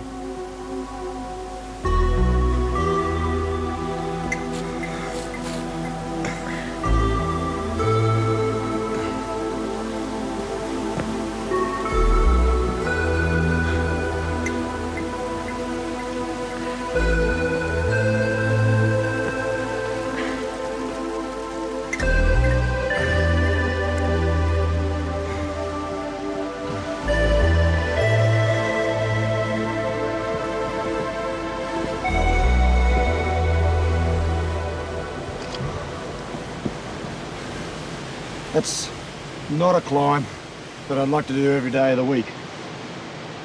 But the one thing it does do for me is separate me from the saltwater crocodiles. There's no crocodile going to follow me up here. But this high country up here does have its rewards.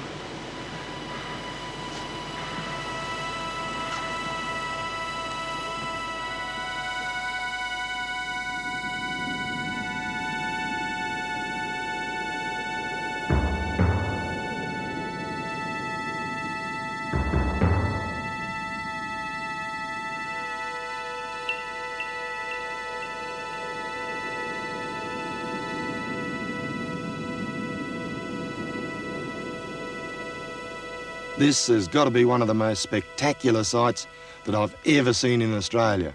I've flown around this area before, but I've never been up here on the high country, on the ground itself. And you look back over that basin there, the St George Basin, and I reckon you could fit half a dozen Sydney harbours in there. This whole area is just so mind-blowing at this hour of the day. It's tremendous. You know when you're here that you're the only person within hundreds and hundreds of miles. Back there, we've got all the gorges running off right back into the bowels of the Kimberleys. And one of those gorges, the Prince Regent, which is back over behind that knoll over there, goes right up into the country that I'm now going to go up into. This is absolutely superb to sit up here and look at all this country. Mind-blowing.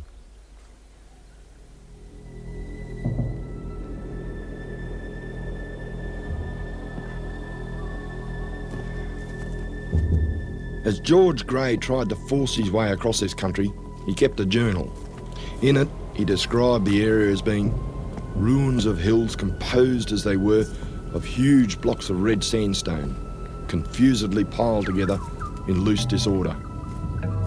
And I reckon that pretty well sums it up. Gray would have found it very hard going. I don't envy him one little bit. Particularly as he would have had no choice but to go up and down the gullies and the small valleys that crisscross the Kimberley. In these he would have found the rocks giving way to areas of lush vegetation. And if he'd known what he was looking for, a few surprises.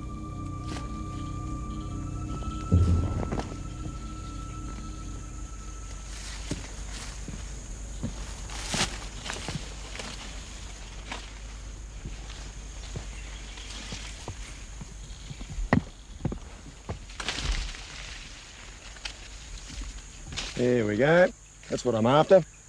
Those tiny little fruit there. Those tiny little fruit are now world famous. I'll tell you how it happened. About 8 or 10 years ago, I was showing these things and we sent them in, had them analysed, and we found that the vitamin C level in one of those little fruits is about the same as eating 10 or 12 oranges. So they now lead the world in ascorbic acid. Again, it's a terminalia. and there are about 3 or 4 different types around northern Australia that produce this sort of fruit. Of course, that ascorbic acid is very good for coughs and colds and things like that. And if you look very closely on these branches, you'll find some little tiny green ants, and they're growing just over here. Anyone who's walked around northern Australia would have encountered these fellas in the bush sooner or later. I can just get my feet sorted out. Here they are up here, swarming all over this nest, which is built up of the leaves and things like that. Because I'm coming near it, they're getting very, very active. And pretty shortly, if I hang around too long, they'll start to attack me. I think the first white people that I know of that they attacked in Australia was Grey's men when they put ashore up at Hanover Bay. You can see them walking all over the place now, and they've got 2 little nippers on the front that lock in and bite you. Aboriginal people found a use for these fellas. They'd open up the nest, break it open like that, pull out the larvae of the young ants inside, mash it up and chew it. I'm not about to do that because these fellas get terribly, terribly agitated. You can see them all sitting there, standing up on their back legs, ready to attack me as soon as I go near it. But the one thing you can do to them, one at a time, just grab that little fella there, just grab him and bite off the abdomens. And they've got a very sharp, lemony, limey sort of tang. Not a bad thing for a taste.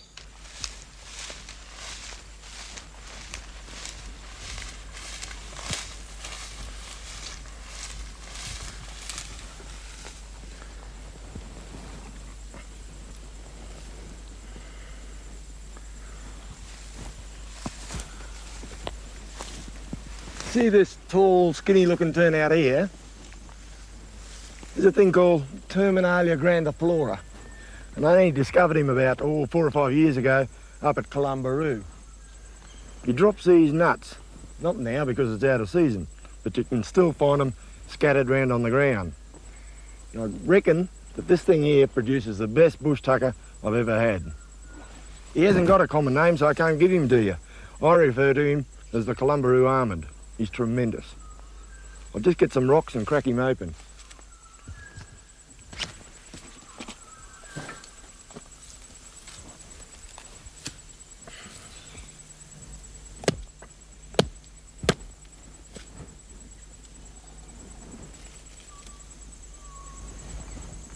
No good. Rotten. Try again. These things are pretty hard to crack open. But they're really worthwhile if you can get into them. There we go. You see that little tiny almond there? Very, very small. But it is absolutely overpowering in taste. Tremendous stuff. One of my favourites. I reckon if you could cultivate these things up and put them in a packet and sell them in a shop, you do pretty well out of them. They're really good.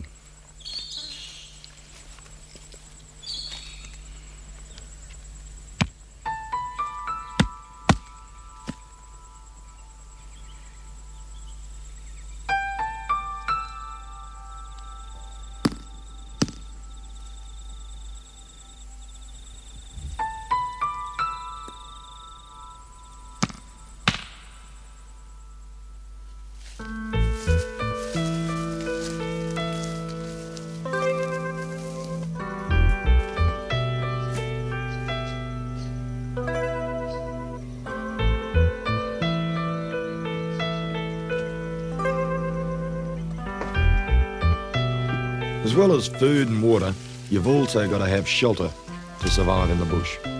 In this part of the world, that's not a problem at all. Small caves and rocky overhangs litter the countryside and make perfect overnight camps. But if you think you're the first person to pick a spot, then you're probably a few thousand years too late. Look at that. That's not natural. That's been put there. All those grooves have been cut in there. Probably, I'd say, by this sharp-edged rock here. They'd work it up and down,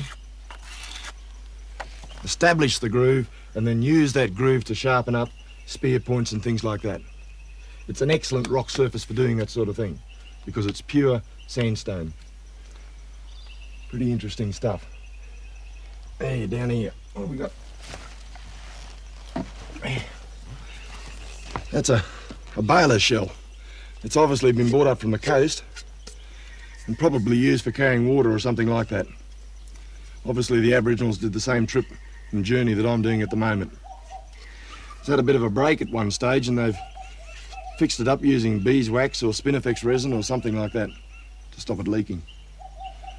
I'll leave him back here.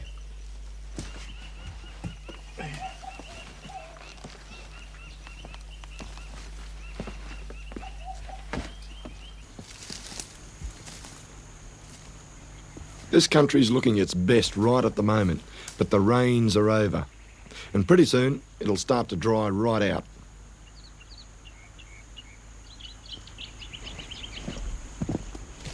In a couple of months' time, you'll be hard-pressed to get a feed out of it.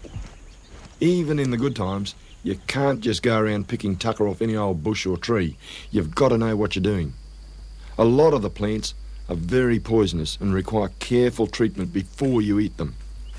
Get it wrong, and you'll end up as Bushtucker for the ants.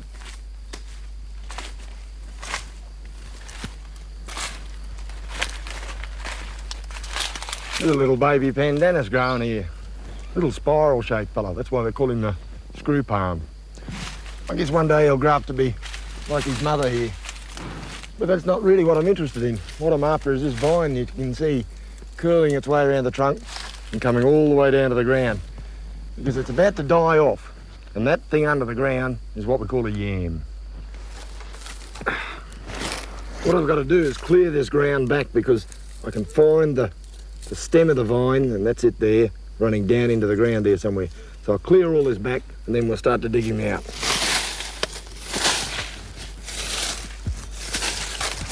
There we go.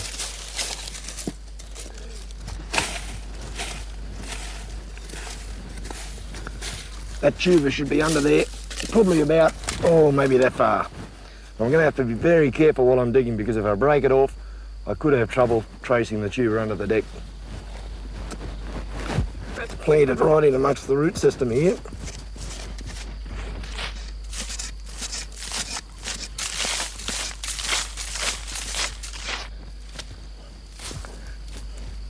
Ooh, there we go. Oh, that's only a little one. That's probably one of the juveniles from around the area here. They're what you call a cheeky yam. It's pretty small, that one. I think we can do better than that. But they're what you call a cheeky yam. And what that means is that when you eat it without cooking it, it burns the inside of your mouth. So the only way to cook it is to roast it or perhaps boil it the same you would a potato.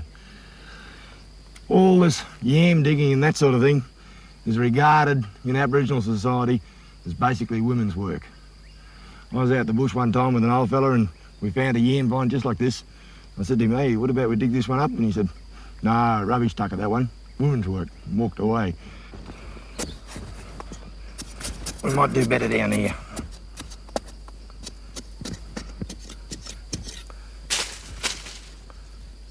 Ooh. There we go. Stabbed him with a machete, broken in two now. Bit of a dirty looking one too. There it is. You can see that bit of a potato looking thing there. That's what you cook up on the fire or boil it up in the pot and then eat him just like a potato. If I were to dig down there a bit further, I'd probably get half a dozen more of these. Just leave him there for a minute. Just over here, I saw a minute ago something which is rather interesting. Hasn't got that much fruit on him at the moment.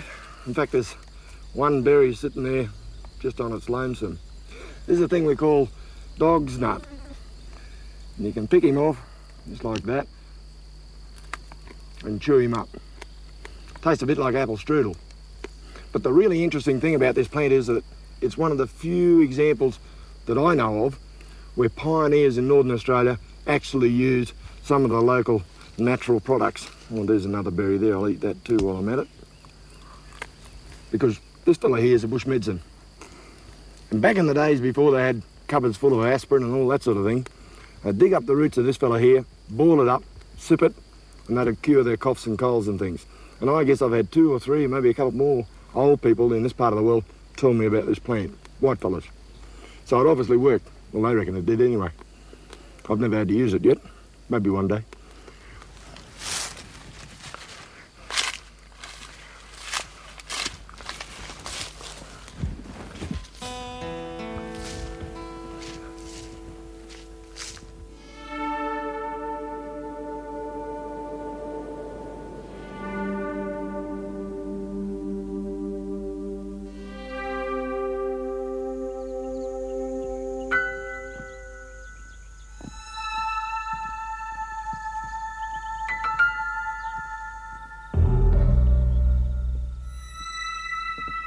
As you move deeper into the Kimberley, the sense of isolation grows.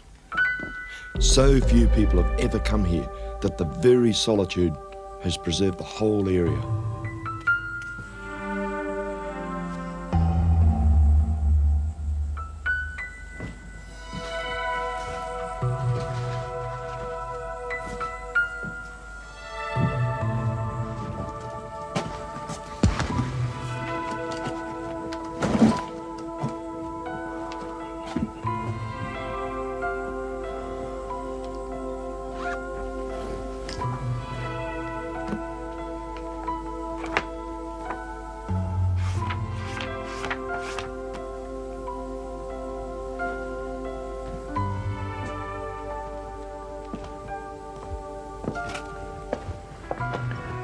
These paintings over here, they're a painting style that's called the Wandjina, and they're very common right throughout the Kimberleys. After Gray had been moving through this country for about 3 months, he found himself at this cave here. And in his journal, which I've got here, he reproduced a lot of the paintings that he saw inside the cave, including that lot up there at the end wall there. Even when Gray was here, they were very old. And I guess today they're showing the signs of wear and starting to fade quite a lot. The knowledge that the Aboriginals once held about this land is also fading away.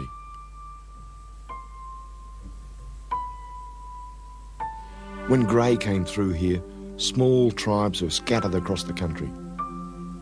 Now it's virtually uninhabited, and many of the secrets of the bush are probably lost forever.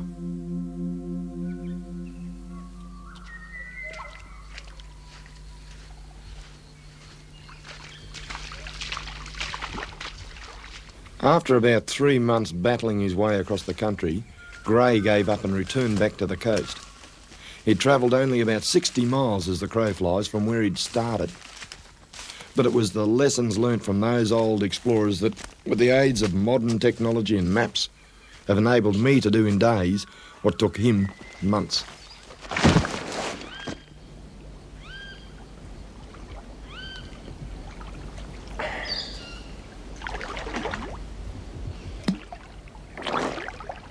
Mind you, there are times when the absence of technology can be a real joy, particularly when I'm up here on the plateau and the crocodiles are still down below.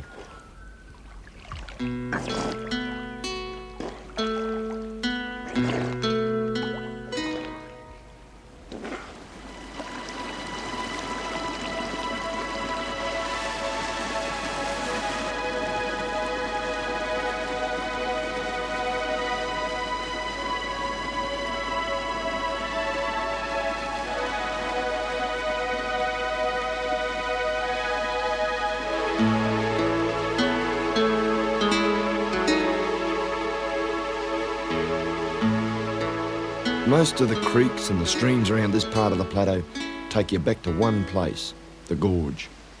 And after all this walking through the bush, it's not until you come out here to King's Cascades on the Prince Regent River that the magnitude of the country really hits you.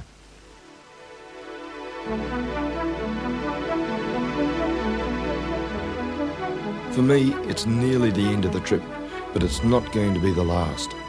There's so much to explore here, so much to find. I haven't even seen half of it yet. This is the real country of the Dreamtime, a place which is ruled by the sun and the wind and the rain, and certainly not by us.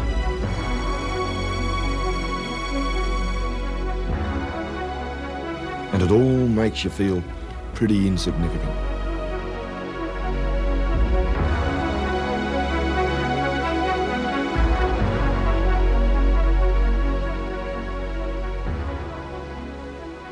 Well, this is it. Almost to the very top of Prince Regent Gorge. And this is the spot where my mate with his helicopter is going to pick me up. I hope he is anyway. There's a little lure, barra lure, that I knocked up from a bit of driftwood way back on the coast at Careening Bay. I reckon while I'm waiting for him, I'll give it a try out and see if it works. Might catch myself a barramundi.